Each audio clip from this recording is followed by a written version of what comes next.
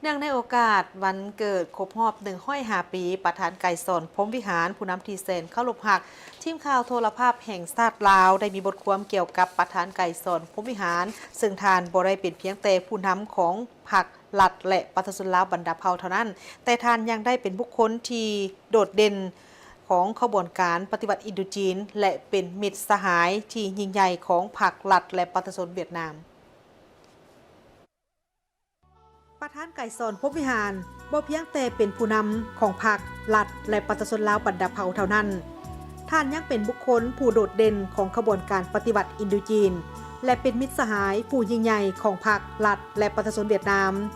ชีวิตและภารกิจการปฏิวัติของท่านได้ผูกพันกับการต่อสู้เพื่อปลดปล่อยชาติการสร้างตั้งพรรคประชาชนปฏิวัติลาวการสร้างแนวทางความสามัคคีเป็นปึกแผ่นของปวงชนทางชาติโดยเฉพาะอย่างยิ่งแม่นการวางรากฐานและพัฒนาสายผูกพันพิเศษระหว่างลาวเวียดนามในปี1935เมื่อท่านเดินทางไปศึกษาอยู่โรงเรียนเบือยอยู่ฮานอยปัจจุบันคือโรงเรียนมัธยมตอนปลายจุวันอานประธานไก่สนพรหมวิหารได้มีโอกาสศึกษาแนวคิดมาร์กเลนินรวมทั้งรับรู้ขบวนการต่อสู้เพื่อปลดปล่อยชาติที่กำลังขยายตัวในอินโดจีนนับแต่นั้นมาท่านได้ติดแน่นกับสายผูกพันพิเศษระหว่างลาวเวียดนามซึ่งต่อมาท่านก็ได้ย้ำว่าเป็นอาวุธทางการเมืองและมนุษยธรรมที่นำพาการปฏิวัติลาวไปสู่ความสำเร็จระยะแต่ปี1940ถึง1945ภายใต้อิทธิพลของการปฏิวัติเดือนสิงหาในโซเวียตและขบวนการปลดปล่อยชาติในภาคพื้นที่กำลังเติบใหญ่ประธานไก่สนพรหมวิหารได้เริ่มเคลื่อนไหวลับและจัดตั้งกองกำลังประกอบอาวุธอยู่ลาวด้วยวิสัยทัศน์ยุทธศาสตร์ท่านได้เห็นว่าการปฏิวัติลาวต้องได้ก้าวไปเคียงคู่กับการปฏิวัติของเวียดนามและขบวนการปฏิวัติอินโดจีนรวมทั้งต้องอาศัยพลังความสามัคคีเป็นเอกภาพภายในชาติและพลังสากลของชนชั้นกรรมกร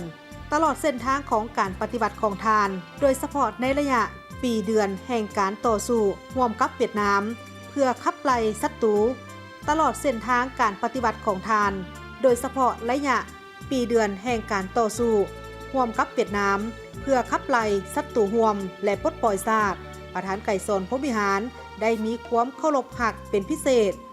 ความเคารพหักและความเชื่อมั่นอย่างยิ่งต่อกับประธานโฮจิมินห์และสหายเวียดนามความผูกพันที่แน่นแฟ้นนี่ได้กลายเป็นหนึ่งในรากฐานที่แข็งแกร่งให้แก่สองพรรคและประชาชนสองประเทศยืนหยัดเคียงข้างกันตลอดมาในประวัติศาสตร์ของสองชาติปัจจุบันมีสถานที่สำคัญหลายแห่งในเวียดนามที่สะท้อนห้องหอยติดพันกับการปฏิบัติของประธานไก่สนพรหมวิหารเช่นเขตอนุสรณ์บ้านลาวโคแขวงเซินลาซึ่งเป็นสถานที่จัดตั้งกองกำลังกองน้ำหน้าลาวเหนือเมื่อปี1948โดยมีท่านประธานไก่สนพรหมวิหารเป็นหัวหน้ากองกำลังเขตอนุสรณ์การปฏิบัติลาวบ้านลองงอยดาบ้านแขวงเตียนกวางสถานที่จัดงานประชุมใหญ่แนวลาวอิสระและสร้างตั้งรัฐบาลลาวชั่วคราวที่ได้เลือกตั้งท่านไก่สนพรหมวิหารดำรงตำแหน่งรัฐมนตรีกระทรวงป้องกันประเทศของลาวสถานที่ดังกล่าวบ่เพียงแต่ประทับห้อยเหตุการณ์ประวัติศาสตร์สำคัญของการต่อสู้ปลดปล่อยชาติเท่านั้นยังเป็นสถานที่ประธานโฮจิมินห์ผู้ยิ่งใหญ่ประธานไก่สนพรหมวิหารและประธานสุภานุวงศ์ที่เคารพรักที่ได้วางรากฐานแห่งความผูกพันและพันธมิตรต่อสู้ระหว่างลาวเวียดนามสายผูกพันดังกล่าวได้กลายเป็นแบบอย่างที่งดงามและหายากในโลกเป็นทรัพย์สมบัติอันล้ำค่าร่วมกันของสองพรรคสองรัฐและประชาชนสองชาติเป็นกฎเกณฑ์ของการคงตัวและการพัฒนาเป็นหนึ่งในปัจจัยรับประกันชัยชนะภารกิจปฏิบัติของแต่ละชาติและเป็นพลังยิ่งใหญ่ที่มีความหมายต่อกับความเป็นอยู่ของการสร้างสาและปกป้องประเทศชาติของทั้งสองประเทศถึงแม้ต้องเผชิญหน้ากับอุปสรรคและการต่อสู้ต้านจากกลุ่มปรปักษ์ที่บ่หวังดีต่อสายผูกพันดังกล่าวยังคงได้รับการเสริมสร้างให้มั่นคงยิ่งขึ้นตามกาลเวลาตลอดระยะการนำพาการปฏิบัติลาวประธานไก่สนพรหมวิหารได้ให้ความสำคัญอย่างยิ่ง ต่อความผูกพันระหว่างการปฏิวัติลาวและเวียดนามในบรรดาปึ้มและสุนทรพจน์ของทาน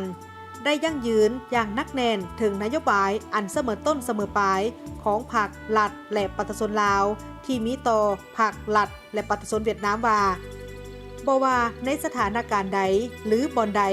สองชาติอ้ายน้องลาวเวียดนามของพวกเขาจะอยู่เคียงบ่าเคียงไหลดำเนินการปฏิบัติร่วมกันความสำเร็จของการปฏิบัติเวียดนามคือไสชนะร่วมของพวกเขาและมิตรภาพและความเป็นน้ำหนึ่งใจเดียวกันระหว่างลาวเวียดนาม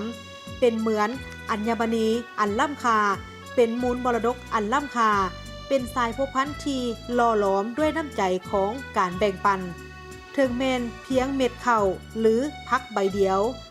การร่วมทุกข์และความการต่อสู้จนได้รับชัยชนะท่านยังได้ยั่งยืนว่าในประวัติศาสตร์ปฏิบัติของโลกมีตัวอย่างหลายอย่างเกี่ยวกับการเป็นสากลของชนชั้นกรรมกรแต่ยังบ่เคยมีสายพัวพันธุ์ใดที่ยืนยาวและแน่นแฟ้นคือสายพัวพันธุ์ลาวเวียดนามสายพัวพันธุ์นี้กลายเป็นแบบอย่างพิเศษซื่อสัตย์บริสุทธิ์มั่นคงยิ่งขึ้นเรื่อยๆพวกเขาขอให้คำมั่นสัญญาที่จะทนุบำรุงมิตรภาพลาวเวียดนามให้เขียวสดงดงามและยืนยงตลอดไปภายหลังการปฏิวัติได้รับชัยชนะอย่างสมบูรณ์ลาวและเวียดนามในปี1975ทั้งสองประเทศได้ก้าวเข้าสู่ระยะสร้างสาประเทศปกป้องประเทศชาติปฏิรูปและเชื่อมโยงเข้ากับสากลสายพัวพันธุ์ลาวเวียดนามจึงก้าวสู่ขั้นตอนใหม่ที่มีความก้าวหน้าอย่างแท้จริงรอบด้านหลายยิ่งขึ้นทั้งสองประเทศได้ลงนามและจัดตั้งปฏิบัติสนธิสัญญามิตรภาพและการร่วมมือลาวเวียดนาม18 กรกฎาคม 1977ตลอดถึงข้อตกลงสำคัญอีกหลายฉบับในด้านการเมืองการต่างประเทศป้องกันความสงบป้องกันชาติเศรษฐกิจวัฒนธรรมการศึกษาวิทยาศาสตร์และเทคนิคตลอดครึ่งศตวรรษที่ผ่านมาสายพัวพันธุ์ลาวเวียดนามได้พัฒนาอย่างรอบด้านและกลายเป็นต้นแบบของความสามัคคีพิเศษระหว่างสองชาติ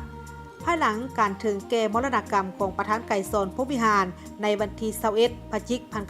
1992ผู้นำหุ้นต่อมาของทั้งสองประเทศได้สืบทอดภารกิจของผู้นำหุ้นก่อนและเพิ่มพูนคุ้นสร้างสายพัวพันธุ์พิเศษลาวเวียดนามให้พัฒนายิ่งขึ้นจากกรอบมิตรภาพดั้งเดิมความเป็นน้ำหนึ่งใจเดียวกันพิเศษและการร่วมมือรอบด้านได้ยกระดับสู่มิตรภาพอันยิ่งใหญ่ความสามัคคีพิเศษการร่วมมือรอบด้านและความผูกพันเป็นยุทธศาสตร์ทั้งสองประเทศยังคงยึดมั่นมูลเสื้อความสามัคคีในภารกิจต่อสู่ปลดปล่อยชาติในอดีตและร่วมมือกันสนับสนุนซึ่งกันและกันในการเปลี่ยนแปลงใหม่ช่วยสร้างสาปกป้องและพัฒนาประเทศชาติท่ามกลางบรรยากาศที่ประชาชนลาวบรรดาเผ่าระลึกวันครบรอบ105 ปีวันเกิดประธานไกรสอนพรหมวิหารพวกเขาขอแสดงความสมชื่นยินดีที่เห็นว่าสายพัวพันธุ์พิเศษลาวเวียดนามซึ่งได้รับการวางรากฐานโดยประธานโฮจิมินห์ผู้ยิ่งใหญ่ประธานไกรสอนพรหมวิหารและประธานสุภานุวงศ์ที่เคารพรักและได้รับการรักษาและเสริมขยายโดยผู้นำและประชาชนของทั้งสองประเทศตลอดหลายช่วงเวลาอันยังคงงอกงามในทุกสถานการณ์ในอดีตพวกเขาขอเชื่อมั่นอย่างนักแน่นว่าภายใต้การนำพาที่สลัดส่องใสของพรรคคอมมิวนิสต์เวียดนามและพรรคประชาชนปฏิวัติลาวมิตรภาพอันยิ่งใหญ่ความสามัคคีพิเศษและการร่วมมือรอบด้านที่ผูกพันยุทธศาสตร์ระหว่างลาวเวียดนามจะได้ผู้นำและประชาชนสองชาติสืบต่อรักษาและเสริมขยายให้ยืนยงและพัฒนาให้เข้าสู่ล่วงลึกและมีความหมายยิ่งขึ้นสอดคล้องกับยุคสมัยใหม่ทั้งสองฝ่ายจะสืบต่อปฏิบัติตามสัญญาข้อตกลงและการร่วมมือที่มีผู้นำระดับสูงของทั้งสองพรรคสองรัฐได้ตกลงกันไว้เพื่อสุขโยสายพัวพันธุ์ลาวเวียดนามให้ก้าวสู่ระดับใหม่ที่สูงขึ้นนำผลประโยชน์ที่เป็นรูปธรรมมาสู่ประชาชนของทั้งสองประเทศและมีส่วนร่วมต่อสันติภาพเสถียรภาพและการพัฒนาในภาคพื้นและทั่วโลก